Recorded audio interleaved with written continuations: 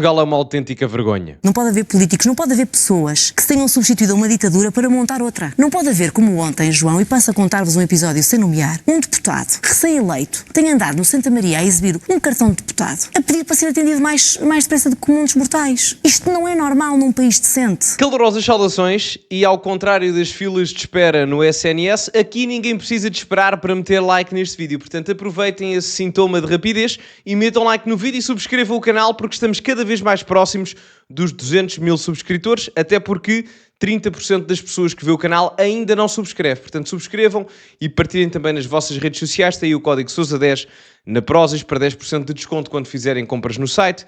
Podem ir lá ter diretamente através do segundo link da descrição.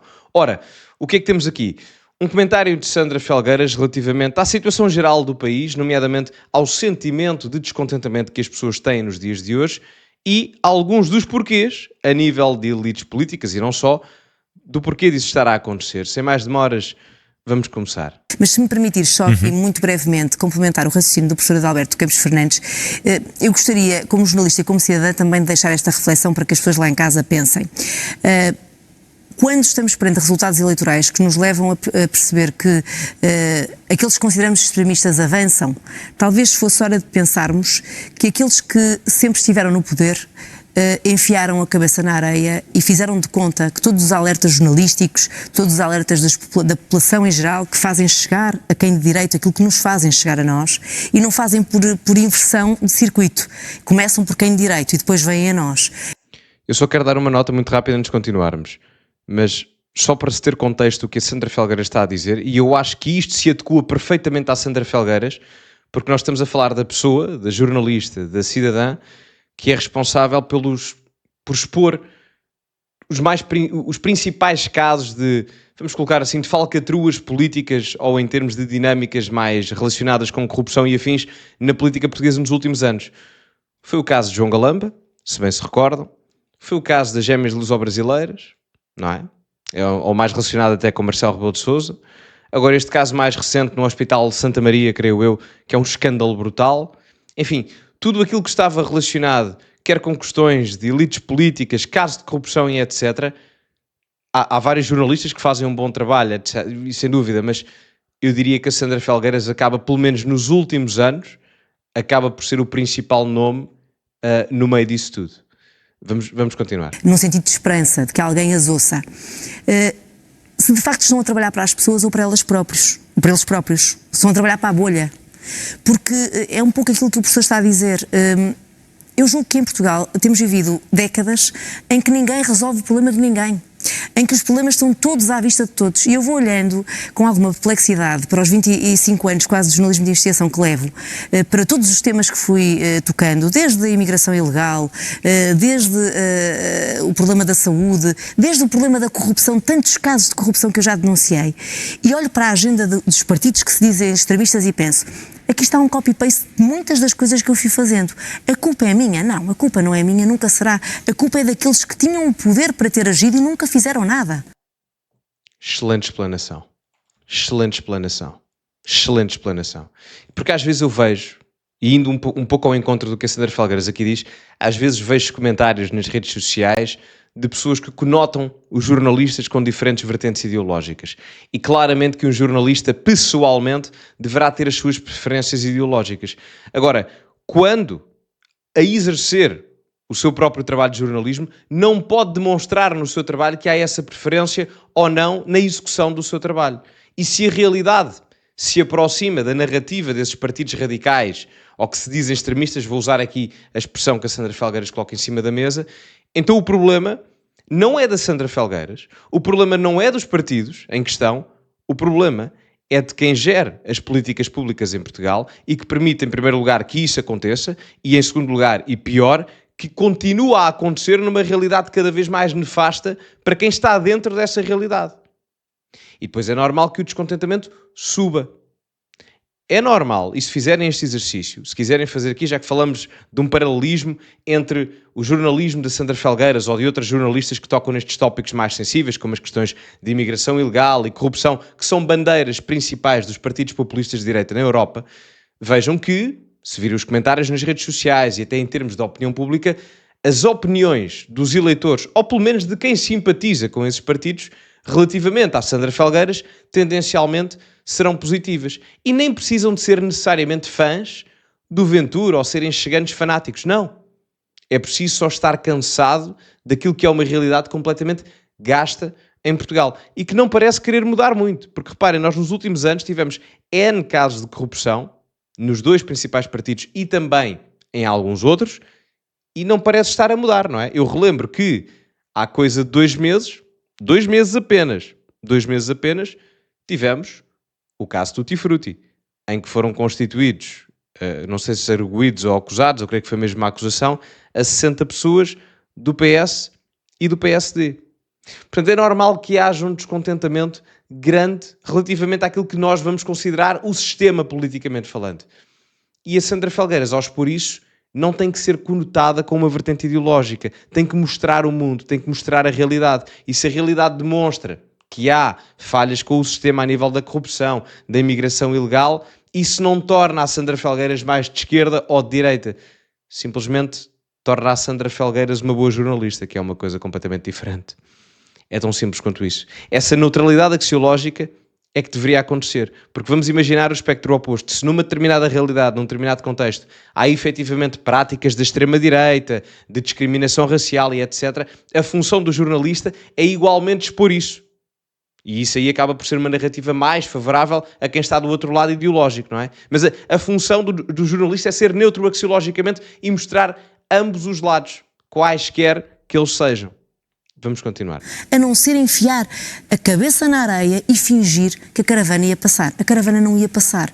E isto sim, isto irrita as pessoas, isto indigna as pessoas, porque é o dinheiro de todos nós que está a ser desperdiçado de uma forma que eu diria que é desprezível, para não dizer outra coisa. Correto. E portanto, talvez esteja na altura, não é dos portugueses serem confrontados com estas decisões de quebra-o-esfolo, é com pessoas sensatas que governem bem e que resolvam os problemas das pessoas, que as pessoas só refletem o seu sentido de voto em função de atuações que sejam conformes à sua qualidade de vida. E quando não são conformes à sua qualidade de vida, votam em protesto, votam contra o sistema, não a favor de um sistema, porque não encontram qualquer sistema que lhes dê ouvidos. E chegados aqui, não temos ainda um governo indigitado. Eu acho que era mesmo muito importante que todos nós, enquanto sociedade, conseguíssemos refletir neste propósito que eu julgo ser comum, de tornarmos o país um país melhor. Eu compreendo o que a Sandra Felgueiras aqui diz. Não é que eu vá discordar, mas o povo português, a civilização portuguesa, é caracterizada por algum conformismo, civilizacionalmente falando, independentemente do regime. Nós, em ditadura, fomos dos países da Europa que mais tempo perdurámos com ditadura. Já países que tinham saído da ditadura há 20 ou 30 ou até 40 anos e nós continuávamos com um regime ditatorial em Portugal. Fomos dos últimos países da Europa Ocidental a sair de um regime ditatorial para um regime democrático. Em democracia, também passámos a ter alguma conformidade no sentido, ou algum conformismo no caso, com aquilo que era a manutenção sempre do poder nos mesmos dois partidos. E isso demonstra também um pouco do conformismo. Ao passo que nos restantes países da Europa, quando os sistemas, vamos dizer assim, de bloco central falharam, as pessoas rapidamente procuraram outro tipo de alternativas, nomeadamente no norte, no centro e até em algumas instâncias no leste da Europa. No sul da Europa, principalmente na Península Ibérica, as coisas demoram mais a acontecer. Curiosamente agora, está a acontecer um fenómeno interessante em Portugal. É que a mudança demora mais a chegar cá, como está a acontecer, mas se repararem, a mudança aconteceu a esteroides. Literalmente. Se quiserem utilizar em termos de comparação de dinâmicas parlamentares, há 1 ano e meio, há 18 meses, não é muito, 18 meses, não é? 18 meses não é nada. O Partido Socialista tinha 120 deputados. Há 1 ano e meio, atenção. Em 2023, aliás, em 2024, no início de 2024, o PS ainda tinha 120 deputados. Agora tem 58. O Chega tinha 12. Agora tem 58. Amanhã, sabem-se os votos da imigração, pode ter 60. Portanto, demorou mais a chegar, mas para verem o quão preocupante é a situação em Portugal, um povo que tendencialmente, independentemente do regime, quer em ditadura ou em democracia, é tendencialmente conformista, a mudança de tal forma drástica como está a acontecer, dita que o problema é realmente sério. Similar apenas em termos de instabilidade política, talvez só ao período pós-25 de Abril, ou então ao pré-Salazar, não é? na Primeira República, que são são os dois períodos de grande instabilidade, pelo menos em política, em Portugal nos últimos 100 anos. Parece-me que é um fim de ciclo, pelo menos a história não se repete, mas rima, e há muitos indicadores disso. O que vem no futuro não sei, mas há indicadores de mudança claramente em cima da mesa. Não é um país indignado. Eu não queria nada que esta reportagem fosse mais um motivo de indignação e de vamos agora todos juntar-nos contra o que está errado e rolar em cabeças. Não é nada disso que nós pretendemos. Mesmo no tema das gêmeas, julgo que muitas vezes fui mal interpretada. O tema das gêmeas era um tema de má referenciação. Um tema em que amigos do Presidente podiam chegar onde o comum dos mortais não chegava. Aqui estamos a falar do mesmo. O pai e a mãe deste dermatologista que recebeu 400 mil euros em apenas 10 sábados foram atendidos por ele e valeram milhares de euros para tirarem uma verruga. O que está aqui errado não é só o dinheiro que ele ganha, isso é o que fica na cabeça das pessoas. O que está errado é que não pode haver profissionais de saúde, não pode haver políticos, não pode haver pessoas que se tenham substituído uma ditadura para montar outra.